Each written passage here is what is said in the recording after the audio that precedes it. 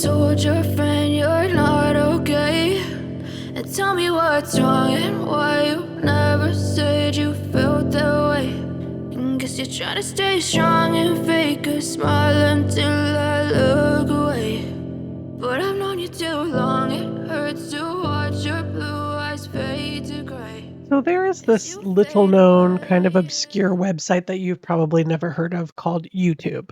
And it's been known in the last few years, particularly during COVID, to have made some people into like multimillionaires, often for not much more than like uploading videos of themselves buying things online and then trying them on. Now, for those of us that didn't really open up our YouTube little button on our phones unless we needed to like cook a prime rib medium rare, YouTube all started back in 2005 with a couple of friends called Chad Hurley, Steve Chen, and Jad Karam, who had been working at the time for PayPal. They were design and computer science graduates, and they had this idea for a dating site with videos that you could upload out, and it was based out of California. Now, the dating part of it didn't really work out all that well. I mean, I guess a lot of people figured it's harder to catfish people when you have to do a video, I guess. But the platform that they used to upload and view these videos was so user friendly that they decided that this might be a great way for people to share either videos that they have made themselves or maybe pirated from other places. And it just kind of took off really quickly. And so back in the really early days of YouTube, there was a young kid named Trey Sessler. He had been born August 3rd, 1989, to his parents Rhonda and Lawton in Waller, Texas. And he started a channel called Lens Cap Productions. And he was uploading videos of himself. He would review anime publications, games, and videos. And back then, YouTube was for amateur video people.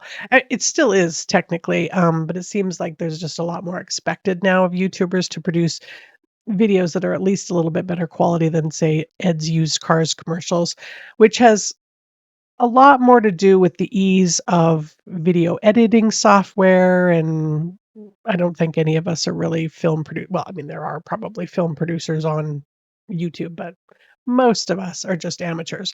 But back in the early days, you could literally just videotape yourself sitting at a table talking about anime and gather a bit of a following.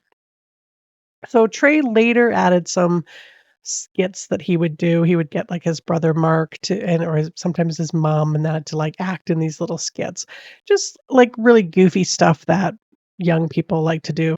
Had the events of today's story not unfolded the way they did, he would probably today be somewhat comparable to like Mr. Beast or something like that. He had over by 2012 he had over 300 videos on his channel, and all for the most part, like, although his skits were kinda silly, his reviews were quite good.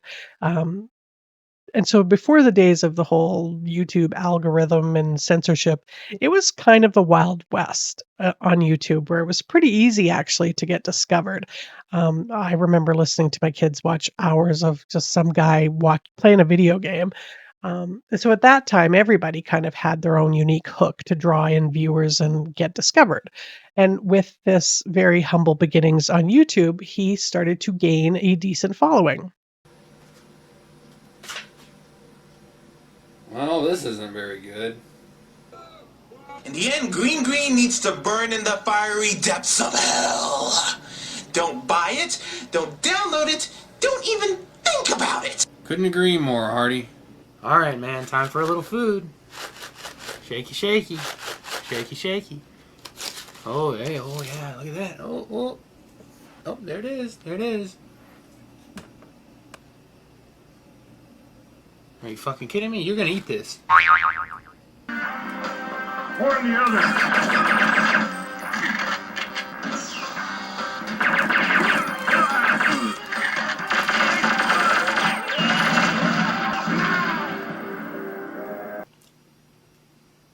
Oh, I'll show you some real firepower. Hi, everybody. Welcome to another episode of Mr. Anime Reviews. And today I'm reviewing Gantz. Gantz in my pants. Wait a minute. Who the hell wrote this? And did I mention how much of a whiny ass bitch Kay is in this? He's just so And you know what? The end makes no sense. Fuck this show. Editing in progress. Editing in progress. This is so damn boring. Man, I'm getting sleepy reading this manga. Real sleepy. Real sleepy. Oh god.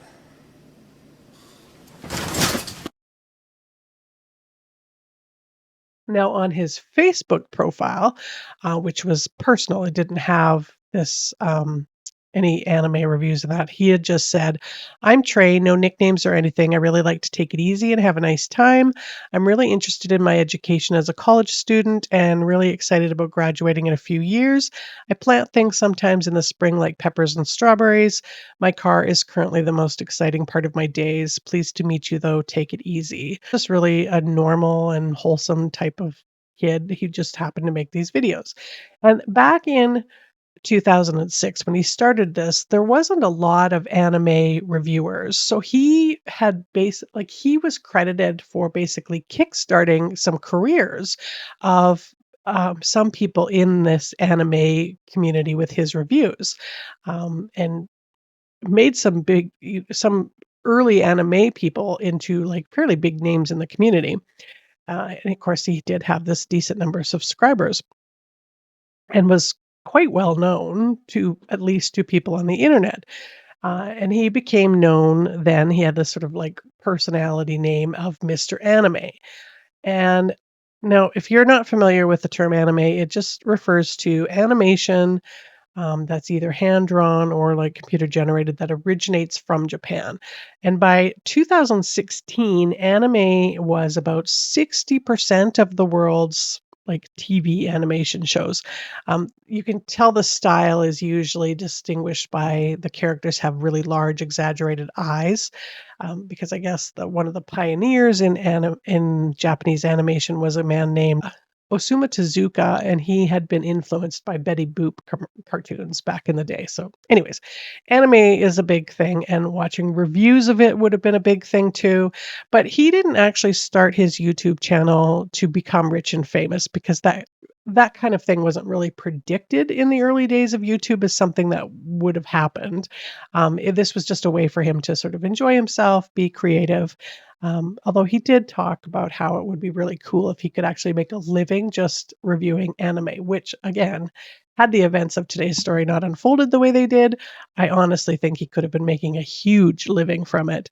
And he developed this kind of rating scale for anime, and it would start with like a 10, which was rarely given. Like that was just you had to be absolutely super superb show in order to get a 10.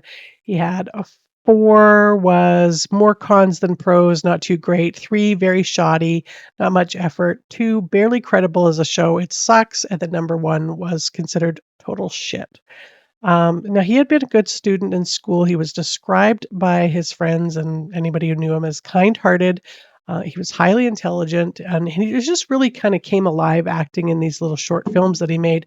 And he wasn't particularly outgoing, but he was really friendly with all of his classmates. And he graduated from Waller High in 2007. And then he went on to Blinn University for 2 years, but he left school early to focus more on this video making. So, after watching Welcome to the NHK and learning about the NEET, which are people that are not in employment, education, or training, well, they used to be called Status Zero about 20 years ago, but they finally changed them to NEETs, not in employment, education, or training. Technically, since I do a little Googling, I don't totally consider myself a NEET. But this word is somewhat of an insult over in Japan. Not so much. It's not like, you go up to someone and call them a NEETs are looked upon as, the lower range of society. Like, think about it. They're not employed. They have no education prospects. They're not doing any training. So they're just sitting around really doing a bunch of nothing. A lot of people are playing video games. People like myself are wasting time on YouTube. Now, his brother Mark was 4 years older than him. He had a very similar personality to Trey, and he would act a lot of times in these little films of his. Now, he had graduated from Sam Houston University in 2010. He had a degree in business administration, but he was continuing to live at home to kind of save up for launching his own career path and life path. Now, Rhonda and Lawton were both really supportive of both of their kids and whatever they wanted to do in their life. Rhonda was working at the Waller Times. So she was an editor. She was 57. She's enjoying her job. She loved her boys, and she was a little bit of a homebody, but she was somewhat outgoing. And she was described as having a contagious laugh, according to her coworkers. And she went all out with decorations at Halloween and Christmas. Just really loved decorating. Decorating in general, they had a modest but very well kept home. She was one of those lemonade and cookies kind of moms. She was always really cheery, and she was also featured in some of Trey's videos that he would make. Lawton had married Rhonda 34 years before, so they'd been married a very, very long time. And 30 of those years, he had been teaching fifth grade at Robinson Elementary School. And he was actually spotlighted into the year 2000 and then again in 2006 for outstanding contributions as a teacher. In mid February of 2012, Trey posted a video that he was going to be taking a break from YouTube for a little bit. I'm going to reward myself with probably a 2 or 3 week break coming up here from YouTube videos, anime reviews in particular. I might do some blog stuff. I want to thank you guys a lot for sticking with me and watching the channel. I got more subscribers than ever. I have more views than ever, and everything is going really good. But then on March 13th, so it was almost exactly about a month later, he uploaded a video that although his break was kind of technically over, he had just gotten a new job. He didn't say exactly what it was, but he said it was in a field that he found fascinating, and it was kind of making it difficult for him to find the time to post a lot of videos, but he still planned on uploading his blog. Now, they called it a blog at that time. Nowadays, it would be called a vlog. And then on March 19th, 2012, there was a neighbor that phoned the police to report that they had thought they heard gunshots from inside the Sessler home. But when the police came out, they didn't really see anything strange, so they just left. Now, this wasn't really all that strange to begin with. Waller, Texas is a town of it's only about 789 households. It's just outside of Houston. Hearing gunshots in a fairly rural town wouldn't be all that strange. The Sesslers themselves, they did have a fairly extensive gun collection, as did a lot of people in Waller. But it would be a little bit strange to hear gunshots going off inside a house. But it didn't appear that the neighbors had really heard what they thought they heard because, I mean, everything looked fine. The house didn't even look like there was anybody there.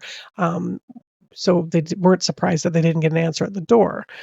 Now, the houses in Waller, this was on Far Street where the family had lived. They're really well spaced apart. They have pretty large yards, so they might have just maybe like heard a car backfiring or something. But the next day after lunch had come and gone and the family member hadn't been able to get a hold of like anyone, and Lawton had not been at work, he hadn't called in, and neither had Rhonda. So the police were asked to go back and do a welfare check on the whole family. So the police arrived again. They knocked loudly, announcing their presence, but no one came to the door. So they looked around and they saw that both Rhonda and Lawton's cars were parked outside. So they peered into like the kitchen window. The house was a complete mess. Definitely not the way Rhonda would have kept it, but not like it really wasn't in the way anyone would keep their house, really. I mean, the furniture is overturned.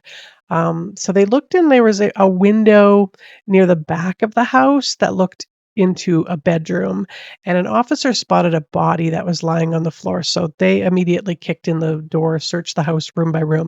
In the master bedroom was the bloodied and bullet-ridden body of Lawton. In the garage was Rhonda Sessler, and then in the bathroom was 26-year-old Mark Sessler, so Trey's brother. And throughout the house was a mess of there was casing shells everywhere, broken glass, spatters of blood, and they also, of course, found a Jiffy marker had been used on some of the walls and on the cupboards, and in writing a bunch of things, and one of the things that was written was, "I love my mom, dad, and brother. Why did I do this? God forgive me because I cannot forgive myself." So it wasn't too hard to determine based on the fact that Trey's vehicle was missing from the driveway and that this crime scene kind of appeared to go like from the front of the house towards the back, that this is probably the work of Trey, but they wouldn't they can't figure out why because Trey wasn't really known to the police. There's no reason why he would have done this. He didn't have any history that would ever lead them to believe he was capable of this kind of thing. His car was spotted outside of a house off of Barnet, which was near Magnolia, and that happened to be the house of a friend of Trey's. And without any incident, he was arrested there. He had actually taken a couple of guns and some body armor with him to this house for some reason that the police probably didn't really want to think about. His aunt, Weta Frierson, she had mentioned to the media that he was being treated for some kind of medical thing. And I did find this one clip where he mentions this himself. Hi everybody, it's Trey here, aka Mr. Anime, and I guess I'm just going to cut right to the chase. No, I'm not quitting YouTube, if that's what some of you guys are thinking. But I've had a little bit of shortness of breath lately and a little bit of back pain and stuff. And I haven't been sleeping too well. My eyes are a little swollen. That's why I'm wearing these sunshades. And it seems like I've got the diagnosis of pneumothorax. But I hardly think that that explains anything. Like, if anything, it would make him kind of weak and lethargic and have like breathing troubles, not become like psychotic. Now, according to one of his friends, he was being treated for depression, but like, aren't we all these days kind of?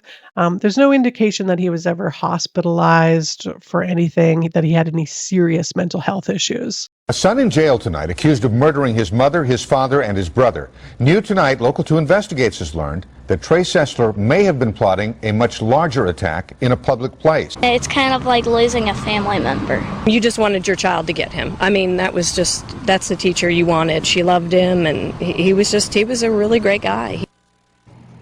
Investigators here now wrapping up their work at the friend's home, where the suspected gunman was often seen killing time, sometimes seen carrying guns into this home. They told us they were looking for computers, they were looking for any writings that might have spelled out his plan and try to figure out who else may have been in danger. Now, these investigators say that they may have more to say tonight, and they may reveal what they found, if anything, inside this home that might give them a look at what this guy was up to. He remains in the Waller County Jail. During this investigation, and of course certainly still ongoing, but he took what he felt like was the top 8 serial killers, graded about what action they took, but he also studied all kinds of mass shootings, just like the Columbine shooting and other school events. But I think in his mind, he was just trying to see the possibility of what he could maybe do in the future to outdo them.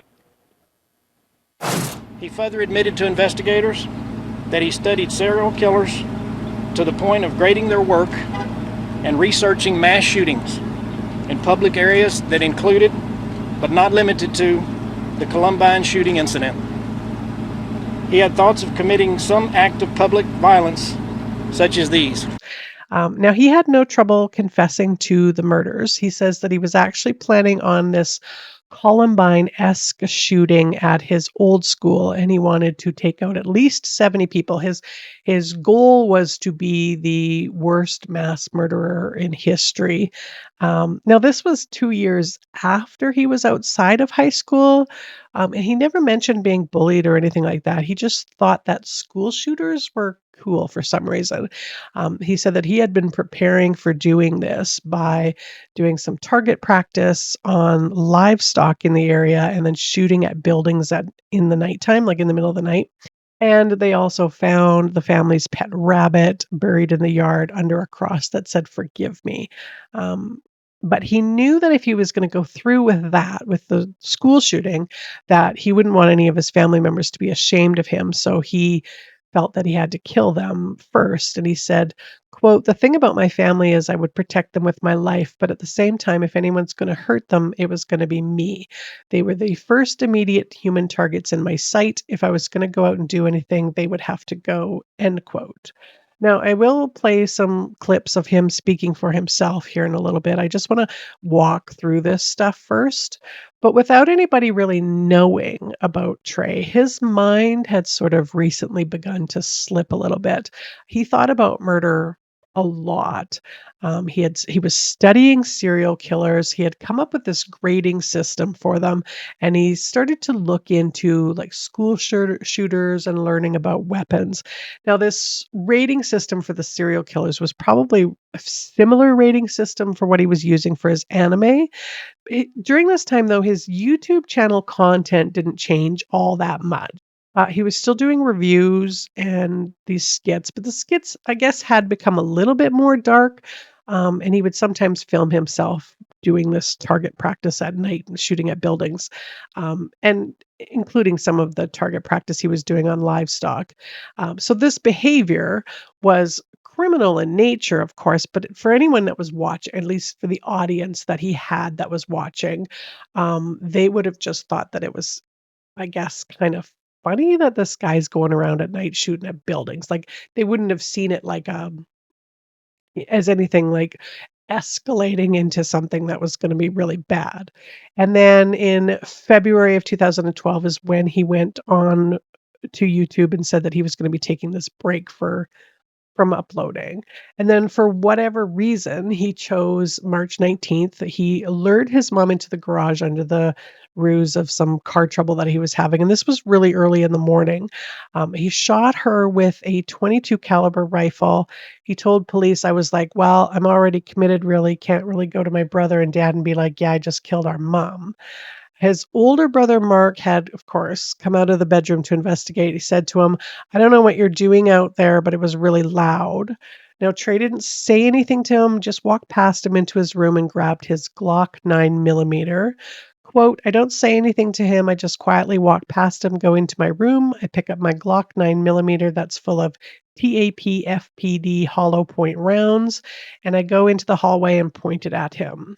So Mark was shot twice. He then ran into the bathroom and locked the door behind him. Now, Lawton was in bed. He was sleeping. He heard the shots and he started to sort of wake up, but he didn't even really have time to get out of bed before Trey was in the room standing near him and then shot him twice as well. He then walked back to the bathroom door where his brother was. He shot 6 rounds into the door and then kicked open the door and then saw Mark was laying there in a fetal position. Shot him one last time in the head, telling the investigators, and I was like, okay, I guess that's got him. And then he went back to the garage to check on his mom. Quote, "Mom hasn't moved, so I'm thinking, well, she's probably dead, but I popped 2 rounds at her just to make sure," end quote. He then killed the family's pet ferret, shot up the fish tank, and then just completely trashed the house. Quote, "I didn't want anyone to be suffering lying on the floor for hours moaning and groaning, so I was like, I've got to retrace with a more powerful weapon and shoot them again," end quote. He then took this small arsenal of guns, weapons, and drove to the parking lot of Waller High School. He considered doing this school shooting that he had always kind of wanted to do. He figured that maybe homecoming would have been a better option, telling the police, "Right after I had killed the family, it was on my mind to do." And I'm like, "There's an opportunity. Go ahead, go get them." I was thinking I could creep across the field and open up on the home fans and probably cause more mayhem with people trying to get away and falling on each other than actual bullets. I don't think a period of 2 or 3 days ever went by that I didn't think about some sort of violent act. The thing about my family is I would protect them with my life. But at the same time, if anyone was going to hurt them, it was going to be me. And I fire about 4 times. And I don't know where she gets hit, but I know it's somewhere in the torso area. After I did that, it was like, well, I'm already committed, really. Can't really go to my brother and my dad and be like, yeah, I just killed our mom. And my brother's lying there in this big pile of blood. It's terrible. It's just a bad sight. And I was like, okay. I guess that's got him. Kind of gets up half asleep. You know, he's like, oh, he doesn't know what's going on. So I run in there. I shoot at him a couple times. I don't want anyone to be suffering, laying on the floor for hours, moaning and groaning. They were the first immediate human targets in my sight. And if I was going to go out and do anything, they would have to kill the family. It was on my mind to do that. Creep across the field and open up on the home stands and probably cause more mayhem with people trying to get away. I don't think a period of 2 or 3 days ever went by that I didn't think about some sort of violence. Now, in the end, for whatever reason, he packed up his guns and then drove over to his friend's house to hide out without going through with the school shooting, which thankfully he felt that maybe at that time, maybe it was all just becoming too real for him. So he was, of course, charged with capital murder. He was held on a $3 million bond, and then in August of 2012, he pled guilty to the murders of both of his parents and his brother, and so that automatically came with a life sentence with no opportunity for parole at all. And at the sentencing, his defense attorney, who was Franklin Blazik, said, "This is a great tragedy. There was no good outcome. So Trey felt comfortable with the sentence, and the survivors of the victims can now have closure. The community will be protected. That seems like the best outcome," end quote. Now, here's the really strange part of all of this. Trey says that the reason that he did it was too much alcohol, too many drugs, and too much exposure and study of violence to where it didn't seem like it was going to faze him to do that. But he had no prior signs that anyone would have ever thought that he was capable or would do something like this. Like, he was considered empathetic. He was patient. He was kind-hearted, and he was a decent student. He adored his brother and both of his parents. I mean, he was featuring them in his films. The relationship always looked quite loving. His parents were supportive of him and the videos that he was making, and if he was going to go down that career path, they would have supported him. He might have been depressed, but he was being treated for it. In fact, the police found a sticky note from his mom the day of the day of the shootings that said that she had filled his prescription for him of Xanax. And again, that was just before he killed them. He had not been bullied in school, and he was 2 years out of school, so any trauma from school wasn't fresh at the time, anyways. And honestly, I think that if not for these events, I honestly think he would be quite a big YouTuber at this time, making a lot of money, had he not done this. So this whole case doesn't make any sense to me. Like, I don't think anybody could have seen it coming. And although his content sometimes had weapons in it, I mean, it wasn't like, say, Elliot Rogers, who's like slowly filming his manifesto. I think it's just a really strange motive, especially for killing his parents. He is now in his 30s. He's incarcerated at the C.T. Terrell unit in Brazoria County, Texas. He's going to be there for the rest of his life. On September 30th of 2020, his YouTube channel was terminated. But then on July 29th of 2024, his channel, for some reason, was unterminated, and then was terminated again 2 days later on the 31st of July. And then on August 14th of 2024, it came back again. And then a couple of his videos are supposed to be there's the Mr. Anime is planning something and Mr. Anime's new job were taken down due to some kind of privacy claims by a third party. But like, I was able to find them, like, they're here. So I'm curious what you think. Like, do you think that there's always signs and they were maybe just not picked up in this case with Trey? Do you think that watching violence can lead young minds to carry out violence themselves? Like, can you really be desensitized to violence that you wouldn't know that killing a real person isn't like the way it is in a video game or a movie or a graphic novel. And I've always kind of wondered this about violence because, of course, I've been a true crime, f like, been interested in true crime since I was really, like, a child.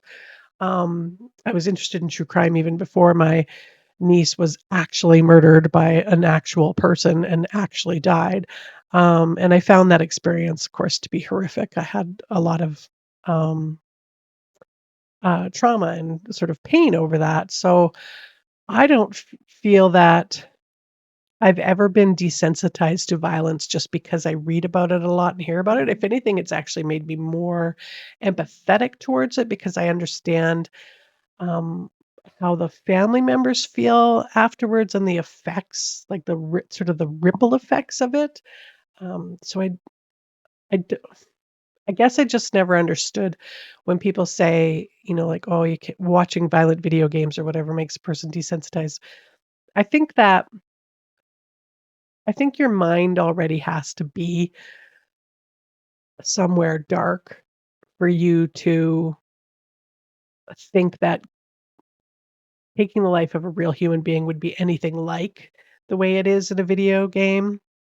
So in that case, do you think that he's just kind of like another Ted Bundy or like an Ed Kemper who's, able to disguise himself as normal in society, but he's, doing these horrific acts in secret, and that he just wasn't very good at covering it up. Like usually a serial killer will choose an MO that conceals like usually the bodies now, like dismemberment, shallow graves, wooded areas, those kinds of things.